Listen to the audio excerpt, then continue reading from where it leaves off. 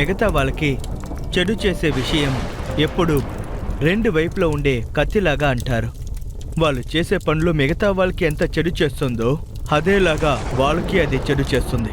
తను కళ్ళు ముందే రోనక్ తన మిత్రుడు శవాన్ని చూసి షాక్ అయిపోయాడు. తనకేమీ అర్థం కాలేదు. ఇదంతా ఎలా జరిగింది, ఎక్కడ జరిగిందని తెలియట్లేదు. హఠాత్తుగా ఆ చోటే నల్లగా అయిపోయింది. ఒక చీకటి నీడ రోనక్ వెంట పడుతూ ఉనింది. దీని తర్వాత నువ్వు కూడా అంతమైపోతావు. ఇప్పుడు ఇది నీ టర్న్. నేను అప్పుడే చెప్పాను కదా, నేనంతా ప్లాన్ చేసి చేస్తానని. నువ్వు చేసిన తప్పు నీకే ఇప్పుడు జరిగేసింది. యష్ రోనక్ చిన్నప్పటి నుంచే మిత్రులు. చదువులో ఇద్దరూ చాలా గొప్పవాళ్ళు. ఒకసారి యష్ టాపర్గా వస్తాడు, లేకపోతే రోనక్ వస్తాడు. 12th దాకా వాళ్ళ గ్రామంలో చదివిన తర్వాత ఇంజనీరింగ్ చదవడం కోసం ఇద్దరు ఒకటిగా ఐఐటి రూర్కి వెళ్లారు. గ్రామంలో ఉండేది వేరు, ఐఐటి రూర్కి వేరు. వాళ్ళిద్దరికీ ఇది అలవాటే లేదు. ఇద్దరు గ్రామంలో చాలా ఫేమస్ అయిన వాళ్ళగా ఉన్నారు. కానీ ఇక్కడ అలా కాదు, ఎవరు వీళ్ళని పట్టించుకునేదే లేదు. వాళ్ళు సీనియర్స్, వాళ్ళ గురించి తెలుసుకోవడం కోసం వాళ్ళని ర్యాగింగ్ చేస్తూ ఉన్నారు. రండి తమ్ముళ్ళు, ఎక్కడికి వెళ్తున్నారు? గ్రామంలోంచి సిటీకి వచ్చిన వీళ్ళు ఎలా డ్రెస్ చేసుకున్నారో చూసావు కదా, చూస్తేనే ఊరు వాళ్ళని తెలుస్తుంది. ఈ దేశం ఒక ముఖ్యమైన నాయకుళ్ళు వీళ్ళు. చాలా నీట్గా డ్రెస్ వేసుకొని కాలేజీకి వచ్చేసారు, చూసావా? అలా చెప్పి ఇద్దరు నవ్వారు. యశ్ వాళ్ళిద్దరిని అలాగే చూస్తూ ఉన్నాడు. ఇద్దరు స్మార్ట్ గా డ్రెస్ చేసి జీన్స్ టీషర్ట్ వేసుకున్నారు. ఆ తర్వాత వాళ్ళిద్దరూ ఏం డ్రెస్ వేసుకున్నామని చూడ్డానికి మొదలు పెట్టారు. అవును, వీళ్ళిద్దరూ మన గురించి సరిగ్గానే చెప్పారని వాళ్ళు అనుకున్నారు. కానీ వీళ్ళ డ్రెస్సింగ్ సెన్స్ ని చూస్తే కాలేజ్ స్టూడెంట్స్ అని ఎవరు చెప్పరు. ఏంటి ఊరికే ఉన్నారు, ఏదో ఒకటి చెప్పండిరా. అదేంటంటే నా పేరు రోనక్. మంచి పేరే. నమస్తే రోనక్ బాబు. సరే, నీ పేరేంటో చెప్పు. సరే గాని మీరిద్దరు ఇప్పుడు ముట్టికాలు వేయండిరా.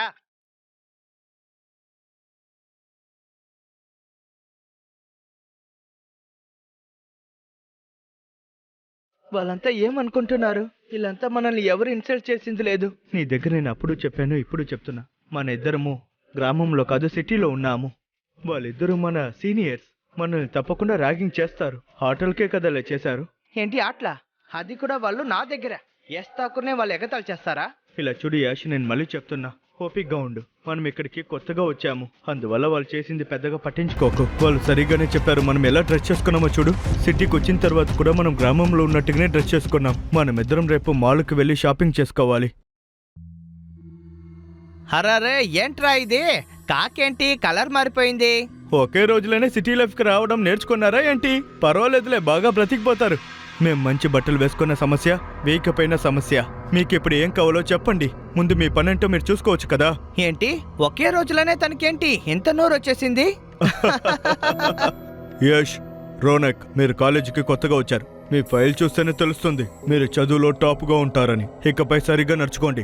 దీనిపై మీకు ఏదైనా కంప్లైంట్ వస్తే ఆ తర్వాత కాలేజీ నుంచే మిమ్మల్ని పంపుతాము. ఆ తర్వాత మీరిద్దరు ఎవరైనా దీనిపై మీ మీద ర్యాగింగ్ చేశారంటే మీరు ఎక్కడికి వెళ్ళి పనిచేయనట్టు మీకు క్యారెక్టర్ సర్టిఫికేట్ ని ఇచ్చేస్తాను. అర్థమైందా? ఇక్కడి నుంచి వెళ్ళండి. అసలు వీళ్ళు వాళ్ళ గురించి ఏమనుకుంటున్నారు? వీళ్ళ వల్లనే ప్రిన్సిపల్ రూమ్ కి మనం వెళ్ళాము. ఫస్ట్ టైం మనము ప్రిన్సిపల్ ని చూస్తున్నాం, అది కూడా ఇలాగా. నేను వీళ్ళని ఎలాగైనా పగ తెచ్చుకుంటా. ప్రిన్సిపల్ చెప్పింది నువ్వు సరిగ్గా వినలేదా? ఎవరైనా మనకెదురుగా కంప్లైంట్ ఇచ్చారంటే మనల్ని కాలేజీ నుంచే తీసేశారంట. జీవితాంతం నా గుర్తు ఉండేలా వాళ్ళకి నేను ఒక శిక్ష ఇవ్వబోతున్నాను. అందువల్ల మన పేరు కూడా బయటికి రాదు. చూస్తూ ఉండు నేను ఏం చేస్తానని. కోపంతో యాష్ హాస్టల్ నుంచి బయటికి వెళ్ళాడు. తిరిగి వచ్చేటప్పుడు తన చేతిలో కొన్ని థింగ్స్ ఉన్నాయి. దీనంతా చూసి రోనక్ వాడిని కోపంగా చూశాడు. ఇదంతా ఏంటి యాష్? నువ్వు తీసుకొచ్చేది ఎవరు చూడలేదు కదా, లేకపోతే నీకు సమస్యలు వస్తాయి. ఇదంతా ఏంటో చెప్పు.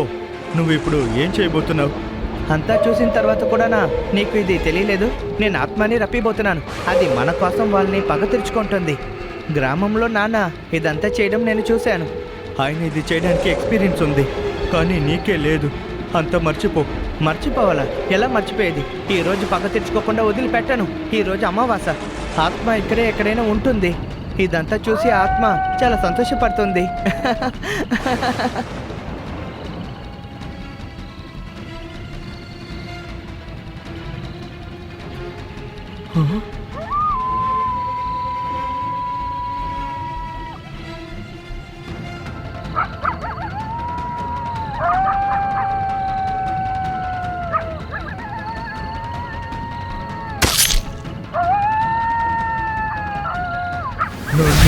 లక్కని పిలిచా? నేను పగ తీర్చుకోవాలి. పగ తెచ్చుకోవాలా? ఎలాగా? కొంతమందికి బుద్ధి చెప్పాలి, వాళ్ళకి బుద్ధి చెప్పినట్టు ఉంటుంది, నీకు నెత్తురు దొరికినట్టు ఉంటుంది. ఇందువల్ల నువ్వు హ్యాపీ, నేను కూడా హ్యాపీ. దీనివల్ల నీకు మాత్రమే సంతోషం. దీనికి నువ్వు నాకేదైనా చేస్తానే నేను ఇది చేస్తాను. చెప్పు. ఒక్కొక్క పనికి ఒక రేట్ ఉంది. త్వరగా చెప్పు, నాకేం దొరుకుతుంది? నీకు ఏం కావాలన్నా తీసుకో. ఆలోచించి చెప్పు, ఆ తర్వాత కుదరదని చెప్పకూడదు. నేను మాటిస్తున్నా, నువ్వు అనుకునింది నీకు దొరుకుతుంది. ఏషి అలా చెప్పిన వెంటనే అది అక్కడి నుంచి పోయింది. అది ఒక పొగలాగా ఆ అబ్బాయి రూమ్లోకి వచ్చేసింది. ఆ తర్వాత, ఎవరు నువ్వు? నీకు ఏం కావాలి? పగ తెచ్చుకోవడానికి వచ్చాను. రోనక్ కోసం వచ్చాను. రోనకే నన్ను పంపాడు. ఇక నిన్ను నా నుంచి ఎవరు కాపాడలేరు. నువ్వు అయిపోయావు. తను మాటలు విన్న తర్వాత వాడు ఎలాగైనా అక్కడి నుంచి తప్పించుకోవాలని అనుకున్నాడు. తలుపుని వేగంగా తట్టాలనుకున్నాడు. వాడు చేసేదంతా చూసి బాగా నవ్వుతూ ఉనింది. అది అలాగే ఎగురుకుంటూ వాడి దగ్గరికి వచ్చేసింది. తన గొంతుని పిసగడానికి మొదలైంది. మరుసటి రోజు పొద్దున హాస్టలే చాలా భయంతో ఉనింది. ఒకే రాత్రి వాడి ఒళ్ళంతా పాడైపోయింది. ఒంట్లో అక్కడక్కడ జంతు కొరికినట్టుగా దారుణంగా ఉనింది. అందరూ మాట్లాడుతూ ఉన్నారు. అసలు ఎలా ఇది జరిగిందని ఒకరికొకరు మాట్లాడారు. రోనక్కి యష్కి ఇది తెలిసిన తర్వాత యష్ సంతోషపడ్డాడు. మనకి ఇబ్బందిగా ఉన్న వాడిని ఎలాగో అలా మనం లేకుండా చేసేసాము. మన మీద అనుమానం రాలేదు. కొద్ది రోజుల తర్వాత ఇంకొకరిని కూడా మనం ఇలాగే చేయాలి. ఇంకా ఒకే ఒక రాత్రి అంతే. మరుసటి రోజు ఇంకొక అబ్బాయి వీడి ఫ్రెండ్ పని పూర్తయిన తర్వాత వీడి కారులో వస్తూ ఉన్నాడు. ఆ తర్వాత హఠాత్తుగా తను కార్ దారిలోనే ఆగిపోయింది. కారు వేడైపోయింది అనుకుంటాను, వెంటనే నీళ్ళు పోయాలి. అలా చెప్తూ వాడి చేతిలో ఉన్న బాటిల్ని తీసి కిందకి దిగడానికి ప్రయత్నించాడు. కానీ కారు తలుపు తెరవలేదు. కీస్ ద్వారా కూడా ట్రై చేశాడు, కానీ అప్పుడు కూడా తను తెరవలేకపోయాడు. వ్యానట్లోంచి వచ్చే ఆ పొగ అలాగే కారు మొత్తం వస్తూ ఉనింది. ఆ పొగ వల్ల వాడు అలాగే ఊపిరాడలేకపోయాడు. కొద్ది కొద్దిగా ఆ పొగ రూపంగా మారింది. ఆ రూపం అలాగే వాడి గొంతు పట్టి పిసికి వాడిని చంపేసింది. ఆ తర్వాత వాడు కూడా చనిపోయాడు. వాడు చనిపోయింది విన్న తర్వాత యష్ చాలా సంతోషపడ్డాడు. వాడు పగ తెచ్చుకోవాలనింది జరిగినందుకు చాలా సంతోషపడ్డాడు. హే, నువ్వే చూసావు కదా, ఇది బాగా జరిగిపోయింది. ఇద్దరూ ఇలా మాట్లాడుతూ ఉండేటప్పుడు అసలు వాళ్ళ రూమ్లో కూడా పొగ రావడం మొదలైంది. ఆ భూతం వాళ్ళిద్దరి ముందుకి వచ్చి నిలబడింది. నువ్వు నన్ను పిలిచావు. నన్ను పిలిచి ఒక పని చెప్పావు. ఆ పని కూడా అయిపోయింది. నా లక్కని తీర్చేసేయ్. సరే చెప్పు, నీకు ఏం కావాలి? నీకొక కోడి కావాలా లేకపోతే మేక కావాలా? ఏంటి కోడి మేక? అదంతా ఏమీ వద్దు. నాకు మనిషి నెక్తురు కావాలి. అది ఫ్రెష్గా కావాలి. నువ్వు ఏమడిగా? నేనెక్కడికి వెళ్ళి తెచ్చేది? అదంతా నాకు తెలియదు. ఖచ్చితంగా నాకు మనిషి రక్తమే కావాలి. ఇవ్వు. ఇది ఇలాంతా మాట్లాడేది విని యష్ భయపడి వెనక్కి వెళ్ళడం మొదలు పెట్టాడు. తన కళ్ళ ముందే చాలా శవాల్ని చూసిన రోనక్ అలాగే షాక్ అయిపోయాడు. తట్టుకోలేకపోయాడు.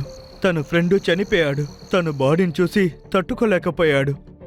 ఇదంతా ఎలా జరిగింది, ఎందుకు జరిగిందని తనకి అసలు అర్థం కావట్లేదు. అప్పుడు హఠాత్తుగా ఆ చోటంతా చీకటైపోయింది. ఒక నీడ రోనక్ పక్కలో మెల్లగా తిరుగుతూ ఉనింది. దీని తరువాత నీ టర్న్. నేను నీ దగ్గర చెప్పాను కదా, ఒక్కొక్క పనికి ఒక్కొక్క రేట్ ఉందని చెప్పాను కదా. ఈ పనికి నాకు కావాల్సింది నీ చావు. ఇలా చెప్తూ అది రోనక్ని కూడా చంపడం మొదలు పెట్టింది. కాసేపట్లోనే అలాగే రోనక్ శవం కూడా కింద పడిపోయి ఉంది. దాన్ని చూసిన అందరూ చాలా షాక్ అయిపోయారు, భయపడిపోయారు. కాసేపు ముందు ప్రాణాలతో ఉన్నవాడు ఇలా హఠాత్తుగా ఏమైందని తెలియకుండా అందరూ కన్ఫ్యూజ్ అయ్యారు. ఆ భూతం కూడా కాసేపు అక్కడ ఉండి తర్వాత వెళ్ళిపోయింది.